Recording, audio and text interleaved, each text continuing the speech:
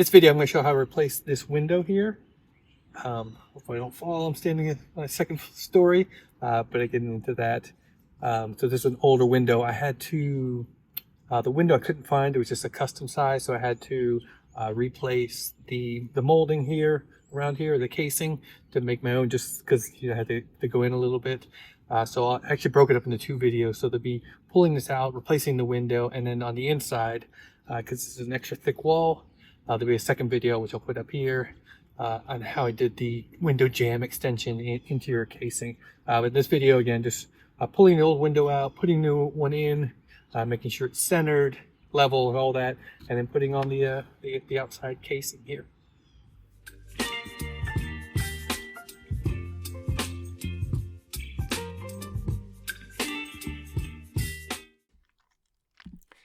This is the window I'm going to be replacing, and I took off the molding in one of my previous videos where I did the demo of this. But you can see it's the drywall is not too bad. It's not covering it. There's a couple places where I'm going to have to work on a little bit. But this window was broken, so it just really needed to be replaced. You can see the actual crank there. It came out and opened up. So really, you want to just kind of visually look at it to get an idea of the rough opening. That's what I did when I purchased the window. So I had to look at the depth. This is a little bit deeper than normal, so I'm gonna have to do a casing, which is, again, it's another video. So I'm rough measuring the open just to kind of see how much I have to build out. And here's how I had to record it. It was kind of a snowy day, but I had the camera on the outside, down at the bottom. I'm up there on 2-story. And then here with my phone on the inside, or close up. And so I had to look at the casing around the outside. I had to replace this just because I had to do a custom size, and then this no longer fit. So I'm just kind of looking at it, seeing where I have to cut on those diagonals. And that's I started off with, and I'm gonna have to pull this out before I can get access to the little tabs that hold the window. And then here is I'm sitting up top watching myself recording. I'm not going to keep going back and forth like this, but I just want to give a different perspective. Just so here's down, just to kind of see what I'm doing, and I'm having to switch back and forth, hold up my phone. This is kind of just a little bit behind the scenes. So again, I just need to get that molding off because I really don't know what the window looks, and I almost fell. I forgot there was a little ledge there. Luckily, this didn't turn into a major accident. So I got that, cut, and then I just tried to go with a little pry bar first. I'm not really trying to save the window or the molding, but I just don't want to damage the cedar siding around it, so I'm just going to work a little bit, I say carefully. And then once I got off a little bit, then I got the pry bar in there, was able to get it off but without breaking the siding. I did a little bit of that, cracked it, but it's not too bad. So the first part's always hardest. The first piece is always hardest to get off, and this was nailed in there. So just a couple of them got in. You can start seeing those tabs exposed now. So I got all the siding off, the casing off, and then I just need to work these nails out a little bit before I got the pry bar in there. I found that was the easiest to get this little pry bar kind of in there and to work them out. It wasn't hard, but they were just flat in there. So you need to just get a little bit, be able to get a little leverage. So pulled them out without dropping them into the gutter. And then once I got them all loose, I was able to get the window out pretty easy. There was nothing else holding it, not the inside or anything. It's just the outside. So I kind of worked my way around here. I didn't want it to shift out, and I'm standing on this, slope ceiling or roof. But I was able to get out once I figured that it was, I was able to pull it out. So as I'm pulling it out here, you probably see my face. I'm a little surprised, like what the heck is all these little pieces of wood? And I didn't notice what it was till I switched the camera on the inside where I had it recording both at the same time, and I see it's the shims and everything they put in there, and they did not nail them in place. Whatever, I don't know if they just didn't know to do it or it didn't really matter. And then I found this little ledger that it was sitting on. You can see my face. I'm like, oh, that's not nailed either. It's just sitting there loose. So it was a bit of a shoddy work, and it's like, oh, it's going to be one of these jobs. Okay.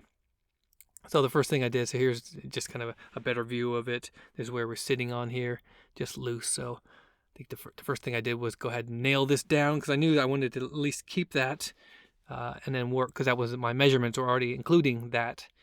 And then you notice they put 2 drywall, and I'm not really sure why. Maybe because it was the exterior wall, but I had that. I had the 2x4 and then this insulation kind of sheeting on the outside, and this is why I ended up having to put a jamb extension in there just because it was so wide.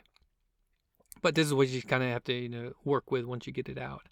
So now I'm just going to double check those original measurements just to see this rough opening, and then compare it against my actual window to see how much I have to build this out so that it'll fit in there, where I usually leave about a 1/4 inch gap. And this is what I had. I had 33 inches was the actual opening and 9 3/4, and then the interior ones were mine window, and then I just took the difference and then cut it in half. And luckily it was a little bit different on each side, but I had some plywood. I had some 3/4 inch plywood, and that's what I'm cutting here. This might be the 1/2 inch.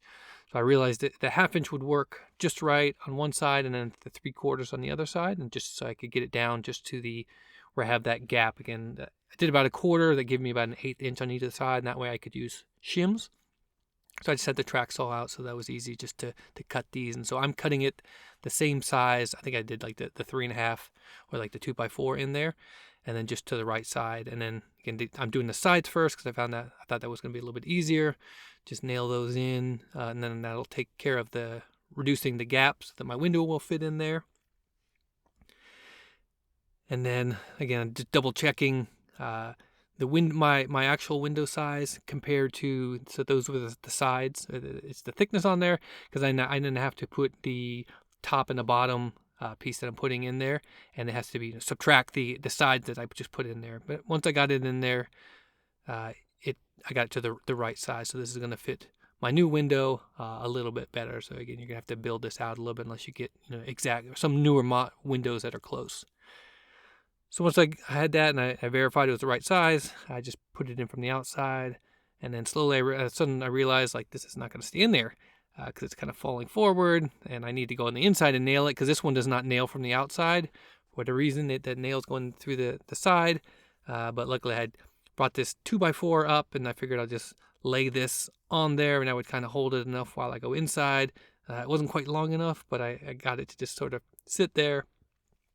And then went back a couple tries and then realized I should just nail it into I'm actually just going into the sheathing.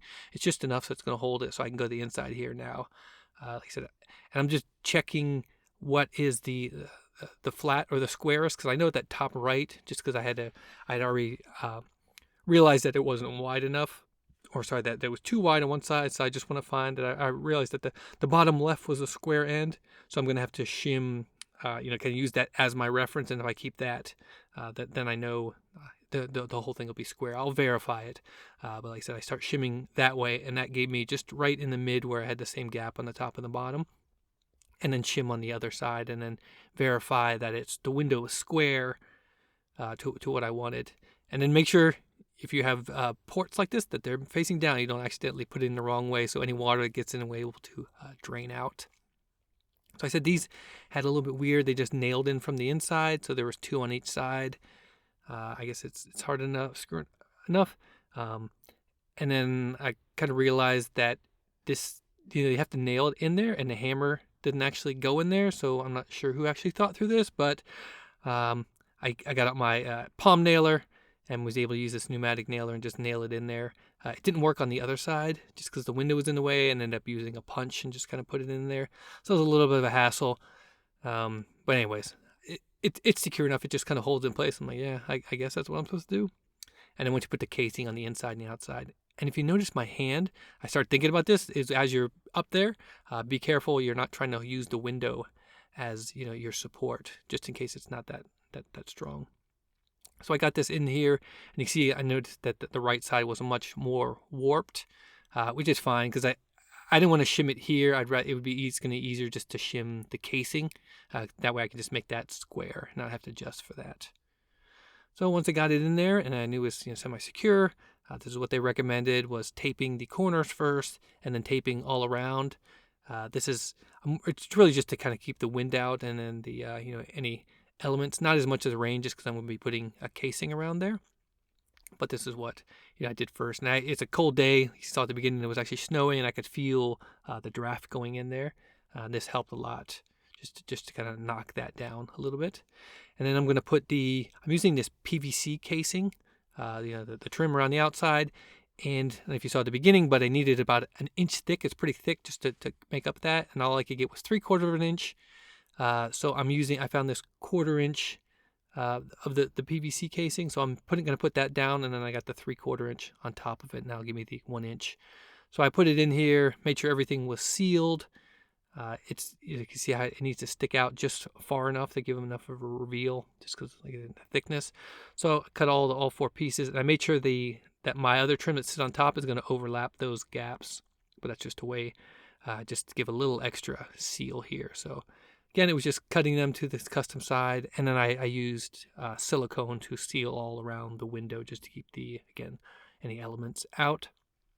And then I had to work on the casing that's going to go on top of this, again, just to make that full inch.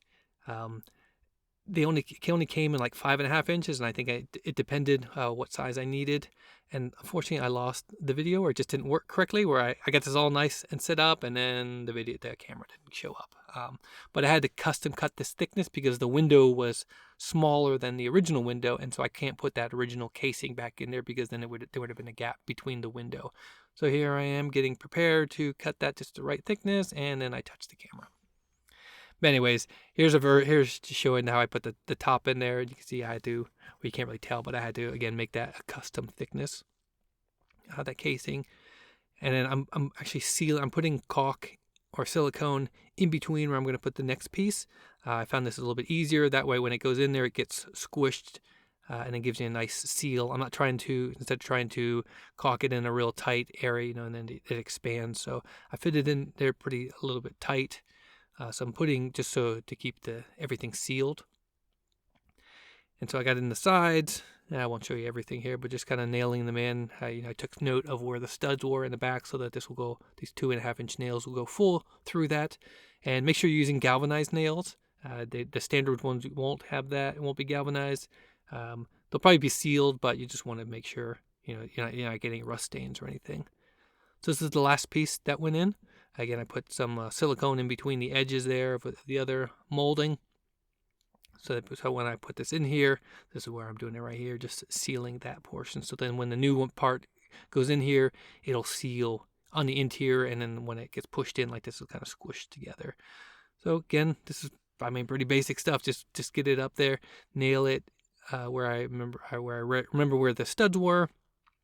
Try not to fall, tipping over this hose and everything, but I got that all done and in place. There was one other one that I forgot here. Luckily I checked.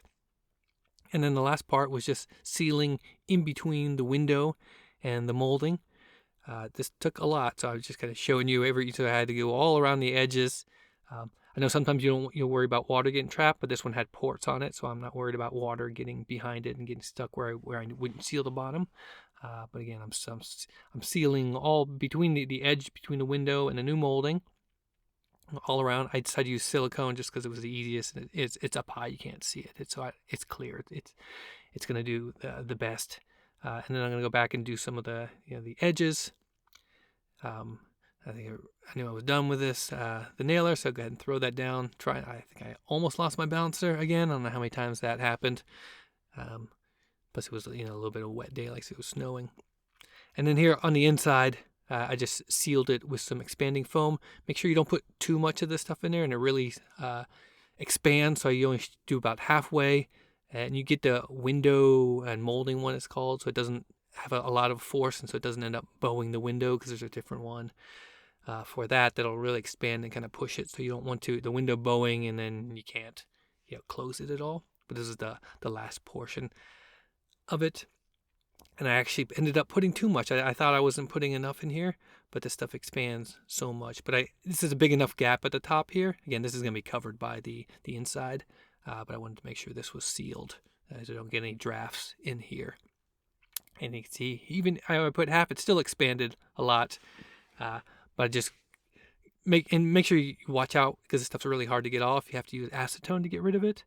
So try not to get it on anything, but it cuts really easy with a knife. Actually, I think I should have waited, let it cure a little bit longer, but you just cut it, trim it off, and you should be done. This should be ready for the interior, which again, I'm going to do another video where I actually finish the jam and put the molding on the inside.